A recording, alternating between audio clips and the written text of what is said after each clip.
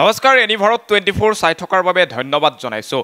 মেৰাপানী সীমান্তৰ যি কয়লা খনি আছে তাত অঘটন সংঘটিত হৈছে। 6জনকৈ শ্ৰমিকে মৃত্যুক খাব দিব লগা হৈছে।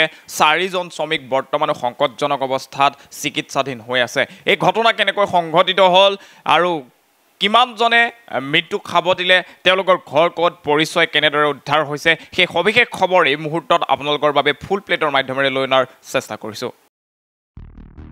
মেৰাপানী সীমান্তৰ নাগালেণ্ডৰ ৰিচাহান বস্তিৰ কয়লা খনিত অঘটন। কয়লা খনন কৰি থকা অৱস্থাত মাটি খহি 6জনকৈ শ্ৰমিকৰ মৃত্যু হৈছে। 4জন শ্ৰমিকৰ অৱস্থা সংকটজনক বুলি জানিব পৰা গৈছে।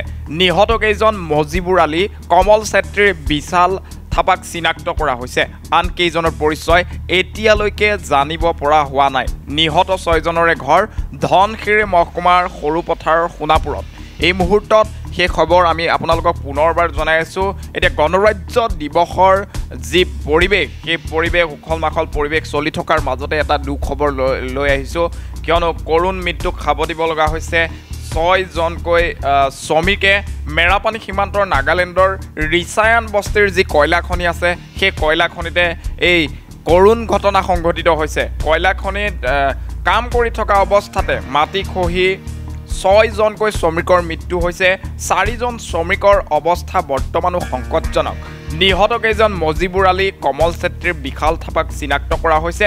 আন কেইজনৰ পৰিচয় এতিয়ালৈকে লাভ কৰা হোৱা নাই। নিহত 6জনৰে ঘৰ ধনশিৰি মহকুমাৰ সৰুপথাৰৰ সোণাপুৰত। এতিয়া দেখা পোৱা গৈছে যে অসমৰ নিবনুৱা যিসকল যুৱক যুৱতী আছে, সেইসকল ওচৰ চুবুৰীয়া যিসমূহ ৰাজ্য আছে বা দেশৰ বিভিন্ন প্ৰান্তলৈ কৰ্মসূত্ৰে তেওঁলোক যায় আৰু তাতে বিভিন্ন ধৰণৰ কৰ্ম সংস্থাপন লাভ কৰে। তেনেদৰে অসমৰ পৰাও বহু যুৱক আচলতে কয়লা খনিসমূহত শ্ৰমিকৰ বাবে যায় আৰু শ্ৰমিকৰ বাবে যোৱাৰ সময়তে এক এতিয়া কৰুণ ঘটনা সংঘটিত হৈছে মেৰাপানী সীমান্তৰ নাগালেণ্ডৰ ৰিচায়ান বস্তি। আৰু ৰিচায়ান বস্তিত অসমৰ পৰা যোৱা যিসকল শ্ৰমিক আছে, সেই শ্ৰমিকৰ ভিতৰত কেইবাজনো শ্ৰমিকৰ আচলতে মৃত্যু হৈছে। কয়লা খনন কৰি থকা অৱস্থাতে মাটি খহি পৰে আৰু মাটি খহি পৰাৰ ফলতে 6জনকৈ শ্ৰমিকে কৰুণ মৃত্যুক খাব দিব লগা হৈছে।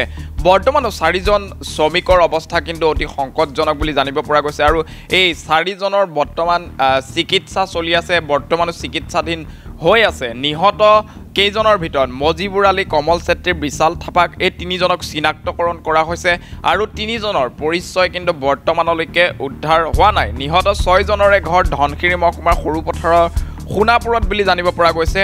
অতি ৰাজ্যবাসীৰ বাবে এক শোকাবহ খবৰ, এক দুখৰ খবৰ, কিয়নো অসমৰ 6জনকৈ শ্ৰমিকে কয়লা খনিত কাম কৰিবলৈ যোৱা 6জনকৈ শ্ৰমিকে কৰুণ মৃত্যু খাব দিব লগা হৈছে। মেৰাপানী সীমান্তৰ নাগালেণ্ড ৰিচায়ান বস্তিত এই শ্ৰমিকসকল আচলতে কৰ্মৰ সন্ধানত গৈছিল। তেওঁলোকে কয়লা খনিত দীৰ্ঘদিনৰ পৰা কাম কৰি আছিল, কিন্তু হঠাৎ কয়লা খনন কৰি থকা অৱস্থাতে মাটি খহি পৰে আৰু সেই খহি পৰা মাটিয়ে হেঁচা মাৰি ধৰাৰ ফলত 6জনকৈ শ্ৰমিকৰ মৃত্যু হয়। 4জনৰ অৱস্থা বৰ্তমানো সংকটজনক। নাগালেণ্ডৰ যি ৰিচায়ান বস্তি আছে তাত এই কৰুণ ঘটনা সংঘটিত হৈছে আৰু এই মুহূৰ্তত সেই খবৰ আমি আপোনালোকক জনাইছোঁ। হয়, ঘটনাটো সংঘটিত জুইৰ সূত্ৰপাত আৰু গেছৰ ফলতে হোৱা বুলি গম পাইছোঁ। আৰু তেওঁলোক আচলতে পেটৰ টাউনত গৈছিল। তেওঁলোক নাগালেণ্ডৰ উষা ডিষ্ট্ৰিক্টৰ ভাণ্ডাৰী ডিষ্ট্ৰিক্টৰ অন্তৰ্গত ৰুচান ভিলেজলৈ গৈছিল আৰু ইতিমধ্যে 7জনকৈ লোক নিহত হৈছে, তাৰে 3জন আহত। তেওঁলোক কয়লা কামলৈ গৈছিল। এতিয়া 7জন যুৱকৰ মৃত্যু হৈছে। একেখন গাঁৱৰে 4জন। একেখন গাঁৱৰে 4জন। আচলতে কেনেকৈ হ'ল মৃত্যুবৰণ? আচলতে জুইৰ সূত্ৰপাত আৰু গেছৰ ফলতে হোৱা বুলি গম পাইছোঁ আমি। কেনেদৰে উদ্ধাৰ কৰা হ'ল তেওঁলোকক? উদ্ধাৰ আপোনাৰ গেছ কমাত আমি নিজে ল'ৰাখিনিক নি ভিতৰৰ পৰা উদ্ধাৰ কৰা হৈছে আৰু আমি নাগালেণ্ডৰ ফালৰ পৰা কোনো সঁহাৰি নাপালোঁ, অসমৰ ফালৰ পৰাও নাপালোঁগৈ। সেয়ে আমাৰ দুখৰ বিষয় আৰু ক'বলগীয়া আজি। প্ৰশাসনে কোনো ধৰণৰ ব্যৱস্থা লোৱা নাই? প্ৰশাসনে এতিয়ালৈকে একো ব্যৱস্থা লোৱা নাই। এজনো প্ৰশাসনৰ লোক ইয়াত থিয় হোৱা নাই এতিয়ালৈকে। প্ৰশাসনক জনোৱা হৈছিল? প্ৰশাসনক জনোৱা হৈছে। কি কৈছে? প্ৰশাসনে কৈছে ডেড বডি তোমালোকে লৈ আহা, আমি পষ্টমৰ্টেম কৰিবলৈ পঠিয়াম। আজি তেওঁলোকক আমি ডেড বডি কেনেকৈ পঠিয়াম? তেওঁলোকে পেটৰ টাউনত গৈছে কাম কৰিবলৈ। আপোনালোকে কেনেদৰে আনিলে? তাৰপৰা আমি গাঁৱৰে ল'ৰাখিনি মিলি আপোনাৰ গাড়ী এখনত তুলি লৈ অহা হ'ল। গোটেইখিনিক একেখন গাড়ীতে লৈ অহা হৈছে। কোন কোন মৃত্যুবৰণ কৰিছে এতিয়ালৈকে? এতিয়ালৈকে আপোনাৰ মজিবুল আলী, কমল চেত্ৰী, দল বাহাদুৰ চেত্ৰী আৰু আপোনাৰ বিশাল থাপা এনেকৈ আছিল। এতিয়া কি ক'ব অসম চৰকাৰ আছে প্ৰশাসন আছে প্ৰশাসনক কি ক'ব হয় তেওঁলোক পেটৰ টাউনলৈ গৈছিল যেতিয়া তেওঁলোক মানুহজনটো নাপায় যেতিয়া আৰু প্ৰশাসন আৰু চৰকাৰে যি আৰু তেওঁলোকক সহায় সুবিধা অকণ কৰি দিলে ভাল পাওঁ আৰু খবৰটো কেনেকৈ পালা খবৰ আমি ফোনযোগে পালোঁ কোনে দিছিলে খবৰ আৰু তাৰ কাম কৰি থকা শ্ৰমিকে দিছিল আহতকেইজনৰ অৱস্থা কেনেকুৱা আহতকেইজনৰ অৱস্থা বৰ্তমান সংকটজনক বুলিয়ে গম পাইছোঁ ক'ত ক'ত পুৰিছে জুয়ে তেওঁলোকৰ হাত ভৰি গাল এনেকৈ পুৰিছে তেওঁ মৃত্যুবৰণ কৰা এজন আমি VTPৰ হয় বৰ্তমান যি ঘৰত উপস্থিত আছে তেওঁ VTPৰ ছেক্ৰেটাৰী আছিল মজিবুল আলী কাম কৰিবলৈ কেতিয়া গৈছিল কাম কৰিবলৈ আজিৰ পৰা 4 দিন আগলৈ গৈছিল ইয়াৰ পৰা কিমান ডিষ্টেঞ্চ হয় ইয়াৰ পৰা প্ৰায় আপোনাৰ 12-14 কিলোমিটাৰ মান হ'বগৈ হয় মুঠ আপোনাৰ 6জন তাৰে 4জন সোণাপুৰ গাঁৱৰ এজন দেৱীপুৰৰ আৰু এজন দয়ালপুৰৰ আমি নিজেই গৈ উদ্ধাৰ কৰিব লগা হৈছে প্ৰশাসনৰ কোনো ৰেছপন্স নাপালোঁ আমি এতিয়ালৈকে আমি অসম চৰকাৰৰ ধনশিৰি প্ৰশাসনকো জনাইছিলোঁ কিন্তু একো ধৰণৰ আমি ৰেছপন্স পোৱা নাই এতিয়ালৈকে অহা নাই ইয়ালৈ এতিয়ালৈকে আমাৰ ইয়াত প্ৰশাসনৰ লোক আহি উপস্থিত হোৱা নাই কি কৰিব আপোনালোকে এতিয়া হয় আমি এটাই দাবী জনাম এই উচিত তদন্ত হ'ব লাগে এই ঘটনাটো কোন জেগাত হৈছিলে ঘটনাটো হয় এইটো নাগালেণ্ডৰ ৰুচান ভিলেজত কিমান দিন হৈছিলে তাত কাম কৰা প্ৰায় আপোনাৰ 4-5 দিন হৈছিলে ঘৰৰ পৰা যোৱা ঘটনাটো গেছ পৰা হৈছে বুলি কৈছিলে ফাৰ্ষ্টটো গেছ আছে মানুহটো বেমাৰ হৈছে ইয়াত এনেকা কৈছে আৰু গৈছে তো মৰাই ওলাইছে কিমান জন আছিলে 6 জন মান মৰিলে 6-7 জন মান মৰিলে আৰু 4 জন তাত আছে হস্পিটেল কিমান দিনৰ পৰা কৰি আছিলে তাত কাম 15-16 দিন হৈছিলে যোৱাটো আপোনালোকে তাৰ পৰা কিহত আনিলে ডেড বডি কিহত আনিলে এই গাড়ীত আনিছে আমাৰ ককাইকেইটা খবৰটো কেনেকৈ পালে খবৰটো এই তাত গৈছিলো মই তেতিয়া কোনে ফোন কৰিছে বোলে তাত পৰা ঝুল পৰা আৰু এনেকা হৈছে ঝুল বহি গৈছে এনেকা কৈছে ফাৰ্ষ্টটো আৰু গৈছো আজি ৰাস্তাত আকৌ গেছ পৰা হৈছে একো নাই মানুহটো একো হোৱা নাই এনেকা কৈছে আৰু গৈছো তো তাত গৈছো তো মৰাই ওলাইছে কিমান বয়স হৈছিলে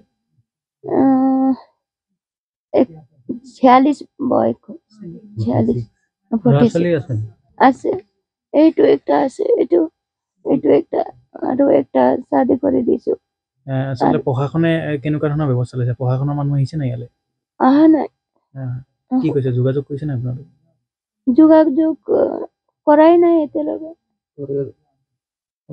কৰিব হ'বলা আৰু এতিয়াতো মোক একো নাই আপুনি কিটা দেখি আছে কৰা মানুহে এইটোৱেই হয় কিমান দিনৰ পৰা তাত কাম কৰি আছিলে 16 দিন যোৱাটো 16 দিন হৈছিল কি হৈছিল প্ৰকৃত ঘটনাটো আপোনাৰ এই মানুহজন 15 দিন মান হৈছে কয়লা কোৱাৰীত কাম কৰিব যোৱা তাত যোৱা এতিয়া তাৰ পৰা ফোন কৰি ক'লে বোলে এনেকৈ গেছ ওলাইছে কিবা মানুহজন দুখ পাইছে বুলি মাতিলে ইয়াত মানুহজন যোৱাৰ পিছত কৈছে মৰি আছে বোলে ডেড বডি এটা গাড়ীতে লৈ আহিছে গোটেইখিনি আনি এটা নিজৰ ঘৰত পেলাই থৈ গৈছে এতিয়া প্ৰশাসনৰ এজন মানুহ অহা নাই তাত আমাৰ মানুহ কেইটামান গৈছিলে কৈছে বোলে ডেড বডিটো ইয়াত আনি দিব লাগিব ক'ত থানাত তাৰপৰা এজন পুলিচ আহি প্ৰশাসনৰ এজন মানুহ আহি ওচৰত আনে আৰু কৈছে এতিয়া নানিলে মানে ৰাতিপুৱা লৈ আহিবি বুলি নিছে আমি লৈ দিব বোলে লাগে বোলে তাত তেওঁলোকে কোনো ব্যৱস্থা